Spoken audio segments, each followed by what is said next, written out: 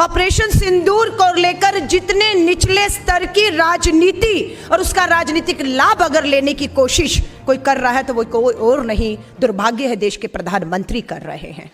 आज उम्मीद की जा सकती थी कि सबसे पहला काम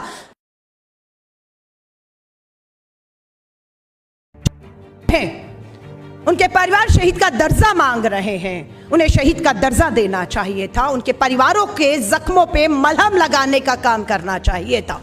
ये काम नहीं कर रहे देश के प्रधानमंत्री, और ये काम कर रहे हैं विपक्ष नेता सांसद राहुल गांधी जी।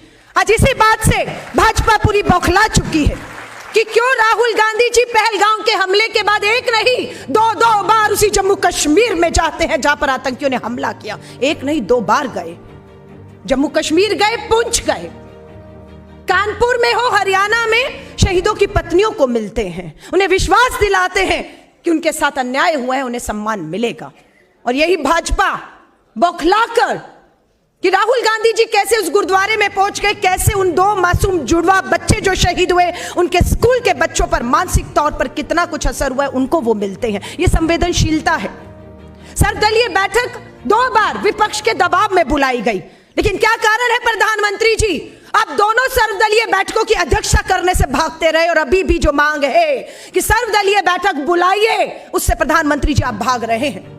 आज लोकतंत्र है, मांग की जाती है कि संसद का सत्र, संसद के दरवाजे खोलिए ताकि उस संसद के सत्र में 140 करोड़ की आबादी का जो जनप्रतिनिधि सांसद है वो वहां पर एकजुट होकर एक आवाज में पाकिस्तान को बता सके कि ये देश एक था, एक है और एक रहेगा। हम चाहते हैं उस संसद सत्र को बुलाकर जो शहीद हुए हैं सेना के हमारे जवान, जो शहीद हुए उन्हें श्रद्धांजलि दी जाए। भाजपा को इस पे भी आपत्ति है। हम सेना का कंधा और पीठ थपथपाना चाहते हैं क्योंकि इसी सेना ने ऑपरेशन सिंदूर में ही नहीं, आज लोग इंदिरा गांधी को याद करते हैं कि वही इंदिरा गांधी और वही पाकिस्तान था और वही उसकी 90,000 की ऊपर सेना थी जिसपे हमारी सेना ने, जिसकी सेना को घुटनों पर लाने का काम किया था। आज लोग इंदिरा गांधी जी की याद करते हैं तो भाजपा में बौखलाहट पैदा हो जाती है। पार्टी की तारीफ में मैं बार बार कहती हूं, हम कार्यकर्ताओं का खून खोला, लेकिन पार्टी ने हमें बुलाकर कहा धैर्य रखिएगा, संयम रखिएगा, अपमान के घूंट पीते रहिएगा, इस समय देश को एक रहना है। क्या कर रहा था सरकार का सरकारी चैनल दूरदर्शन? हमारे राष्ट्रीय अध्यक्ष की तस्वीर को दिखाकर उन्हें गद्दार बता रहा था। क्या कर रहा था भाजपा का सोशल मीडिया? राहुल गांधी जी की तस्वीर पाकिस्तान के सेना के प्रमुख के साथ शेयर करके हमें पाकिस्तान के दोस्त और उनके समर्थक बता रहे। हम चुप रहे क्योंकि हमारी पार्टी का फैसला था सर्वदलीय बैठक में कि हम बिना किसी शर्त के, बिना किसी इफ एंड बट के हम सरकार और सेना के साथ खड़े, और हम खड़े रहे। लेकिन कल देश के प्रधानमंत्री गुजरात जाते हैं, गुजरात पटा होता है ऑपरेशन सिंदूर और सेना की वर्दी में देश का परिधान मंत्री। अरे ये सेना की वर्दी, माफी चाहूंगी प्रधानमंत्री जी, कोई फैंसी ड्रेस कंपटीशन नहीं है कि आपने वर्दी खरीदी, पहन ली और सलाम दिया तो आपका दिल, आपका जिगरा उस फौजी की तरह हो जाएगा। रेल की टिकट तक के अपने विज्ञापनों को नहीं बख्शा। ये राजनीतिक नहीं है ऑपरेशन सिंदूर की तो क्या है, हम पूछना चाहते हैं। रेल की टिकट में भी ऑपरेशन सिंदूर और अपनी तस्वीर, अब सेना के 3 प्रमुखों की तस्वीर लगाते, आप शहीदों की तस्वीर लगाते, आप कर्नल सोफिया कुरैशी और विंग कमांडर वोमिका सिंह की तस्वीर लगाते, हम स्वागत करते। लेकिन आपने कर्नल सोफिया कुरैशी की फोटो लगाने की बजाय खुला छोड़ दिया अपने मंत्री विजय शाह को। क्या कहा आपके मंत्री विजय शाह ने? क्या कहा? आज बताना होगा 140 करोड़ की आबादी को। प्रधानमंत्री नरेंद्र मोदी जी, वो कहता है कि प्रधानमंत्री नरेंद्र मोदी जी पाकिस्तान के आतंकियों को नंगा नहीं कर सकते थे, इसलिए उन्हीं की बहन और उन्हीं की बेटी वामिका, हमारी जो है कर्नल सोफिया कुरैशी को पाकिस्तान के आतंकियों को नंगा करने के लिए आगे किया है। मध्य प्रदेश की पुलिस हिम्मत नहीं दिखा पाई एफआईआर करने की। धन्यवाद करते हैं मध्य प्रदेश हाई कोर्ट और सुप्रीम कोर्ट का। एसआईटी बिठाई, कल फैसला आएगा और देखते हैं कि कैसे वो अपने मंत्री पद से नहीं हटता है, देखेंगे हम लोग। हमारे विदेश सचिव विक्रम मिस्त्री, क्या कमी थी उनकी, क्या गलती थी? देश को मीडिया को पल पल की खबर दे रहे थे और हमारी सेना का शौर्य साहस बता रहे थे। पता नहीं कौन सी बात इन अंधभक्तों को चुभ गई कि हमारे विदेश सचिव विक्रम मिस्त्री की बेटियों की तस्वीरें और उनके नंबर जाहिर कर दिया आपने। हरियाणा के शहीद विनय नरवाल की पत्नी हिमांशी ने इतना ही तो कहा था कि उन पाकिस्तानियों ने सोची समझी साजिश के तहत धर्म पूछ के गोली मारी है, हिंदू मुस्लिम करना चाहते हैं, तुम मत करना, यही तो कहा था।